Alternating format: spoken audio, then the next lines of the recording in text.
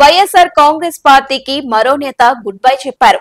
శాసన మండలి deputy chairman Zakia Khanam పదవితో పాటు పార్టీ సభ్యత్వానికి రాజీనామా చేశారు. ఆ మేరకు తన వ్యక్తిగత సిబ్బందితో శాసన మండలి చైర్మన్ కు రాజీనామా లేఖ పంపారు.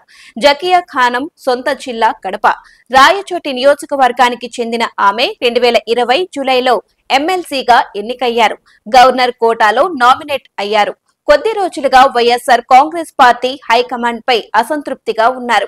ఇప్పటికే 5 ఎమ్మెల్సీలు రాజీనామా చేశారు. శాసన మండలి deputy chairman Mayana Zakia Khanam BJP రాష్ట్ర కార్యాలయం చేరుకుని బీజేపీ రాష్ట్ర అధ్యక్షురాలు దగ్గుపాటి పురంధేశ్వరి గారితో భేటీ అయ్యారు. బీజేపీ రాష్ట్ర అధ్యక్షురాలు శ్రీమతి దగ్గుపాటి పురంధేశ్వరి కాషాయ కండువా కప్పి పార్టీలోకి జకియాను ఆహ్వానించారు. వైఎస్ఆర్ కాంగ్రెస్ పార్టీకి మరో నేత గుడ్ బై చెప్పారు. శాసన మండలి డిప్యూటీ చైర్మన్ జకియా ఖానం పదవితో పాటు పార్టీ సభ్యత్వానికి రాజీనామా చేశారు.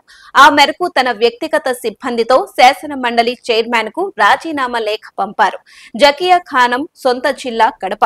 రాయచోటి నియోజకవర్గానికి చెందిన ఆమె 2020 జూలైలో ఎమ్మెల్సీగా ఎన్నికయ్యారు. గవర్నర్ కోటాలో నామినేట్ అయ్యారు. కొద్ది రోజులుగా వైఎస్ఆర్ కాంగ్రెస్ పార్టీ హైకమాండ్ పై అసంతృప్తిగా ఉన్నారు.